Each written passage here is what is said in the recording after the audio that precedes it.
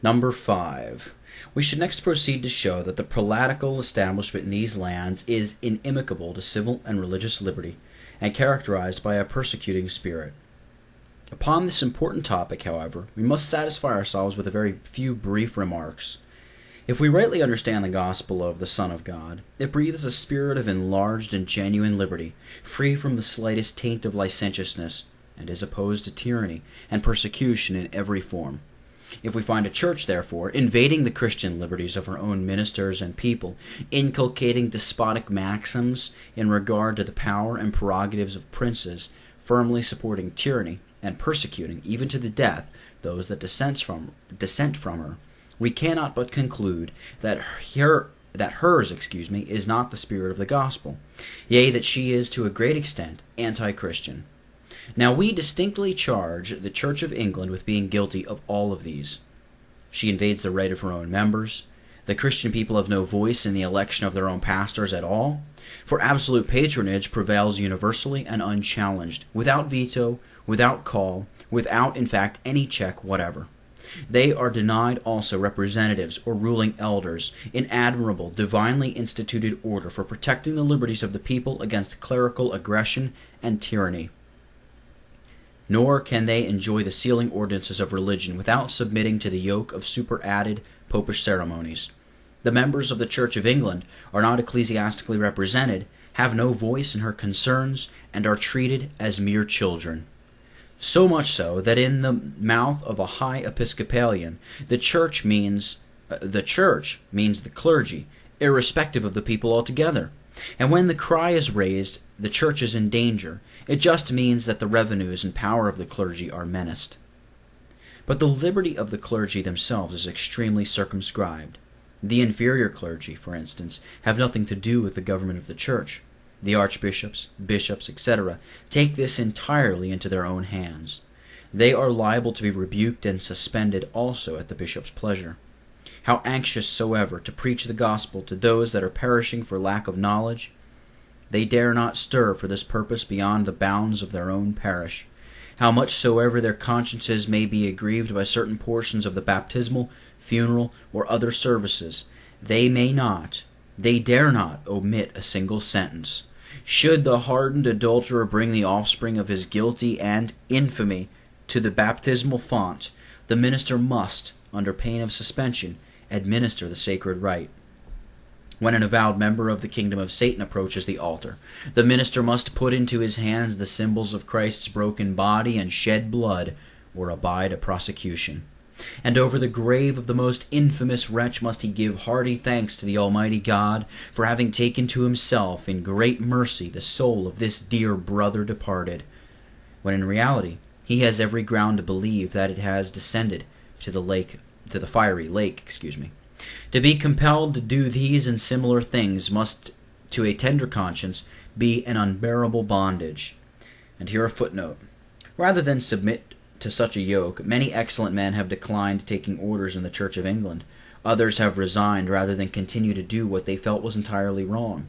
Many are, at this moment, their consciences being sorely aggrieved, sighing for deliverance from these impositions, while the vindication of their conduct on this head, offered by those good men who have quietly and tamely discharged prescribed duty, must to every unprejudiced person appear quite unsatisfactory, not to say utterly fallacious. We have seen farther that the inferior clergy have no power in the appointment of those bishops that are to rule over them.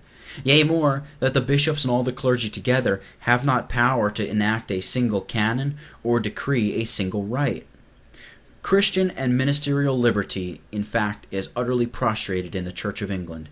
In addressing her, Paul could with no propriety have said, "Stand fast, therefore, in the liberty wherewith Christ hath made us free."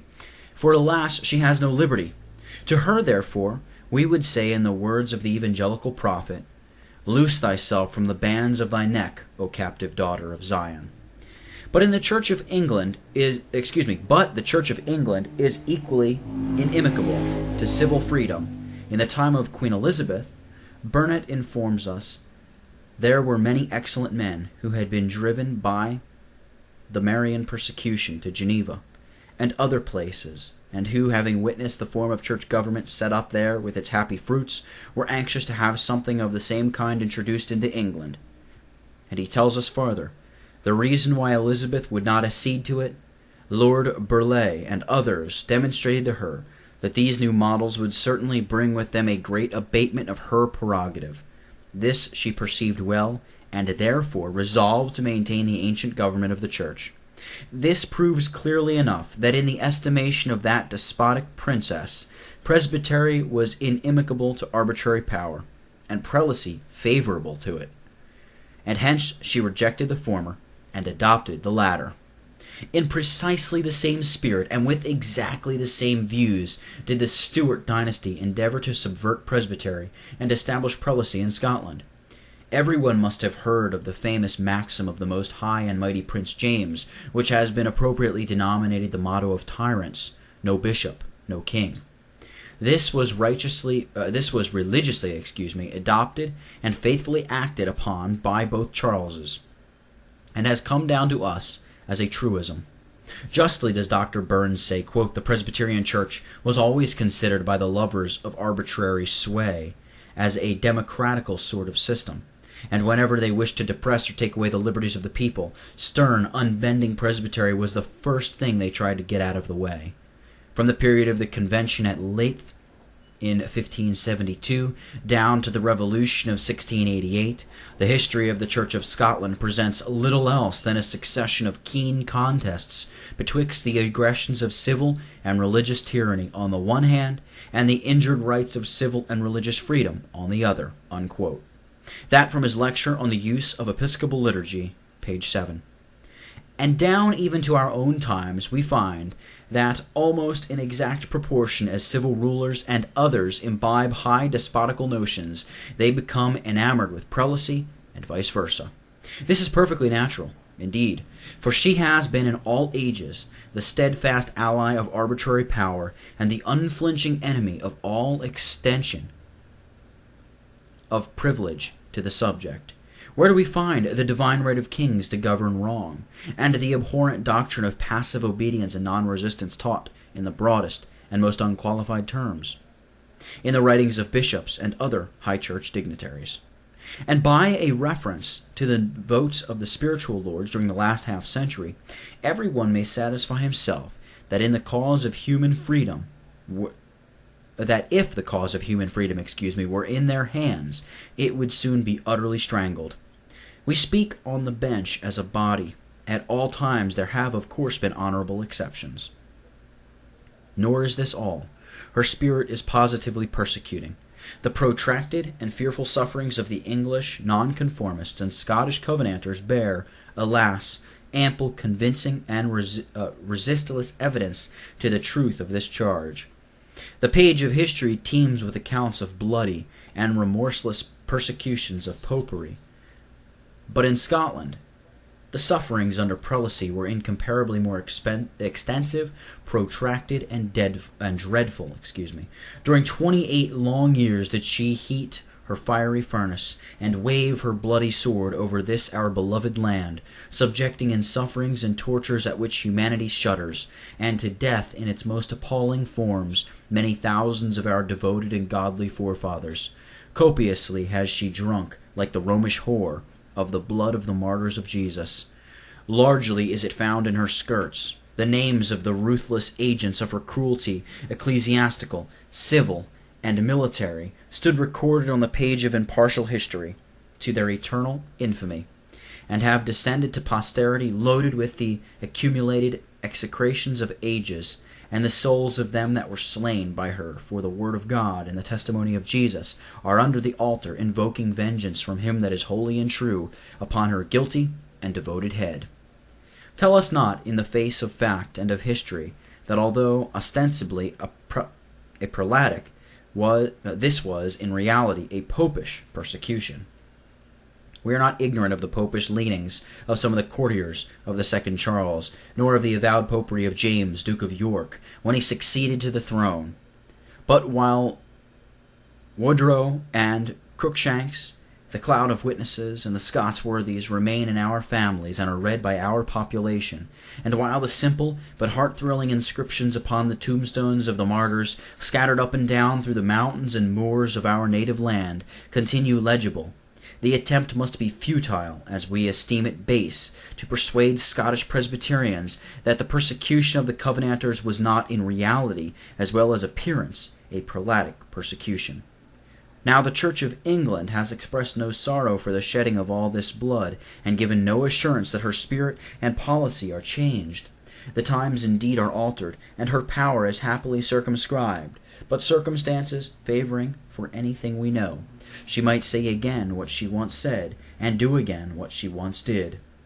She has even of late displayed in various ways no small share of intolerance, and it is our firm persuasion that civil and religious liberty will never rest upon a broad and stable basis in this country till she be entirely taken out of the way. Number 6. The pretensions of the Church of England upon the head of apostolical succession and episcopal ordination next claim our attention. It is a well-known fact that a large proportion of her clergy entertain the most extravagant notions in regard to the exclusive validity of episcopal ordination and the pretended unbroken succession of her bishops from the apostles down to this present day. Their boasting and gloriation on this head have of late been peculiarly offensive, and their tone when speaking of other Protestant churches in which they imagine these blessings are imperfectly, if at all enjoyed, has become contemptuous and arrogant in the extreme. They broadly assert that, quote, it appears absolutely necessary that there should be a continual succession of men invested with the same authority as the first apostles, and deriving power from them to ordain and keep a lawfully commissioned clergy. That the sectaries have no ministry, unquote. That these pretended ministers who officiate in the meetings of Methodists, Presbyterians, etc., have not been ordained by bishops, and consequently these men have not been sent by God, and therefore it must be utterly unlawful to attend their ministry. To hear them is rebellion against God, and utterly unlawful, and is countenancing them and hardening their presumption and daring imposture. We must plainly insist that, federally speaking, not one of the dissenters have such a thing as either the word or sacraments among them. We Presbyterians in Scotland are in a state of unjustifiable separation from the lawful bishops, and consequently are cut off from the Apostles' Fellowship and Catholic Communion. Presbyterian ministers are denominated humanly appointed professors of the art of persuasion. And a footnote. Togood, pages 418 and 419, and Presbyterianism Defended, page 27.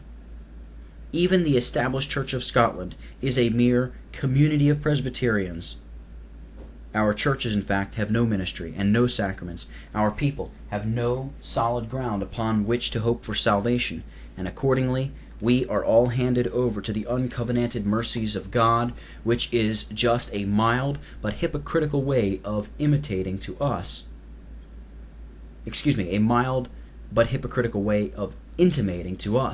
that we shall all eternally perish.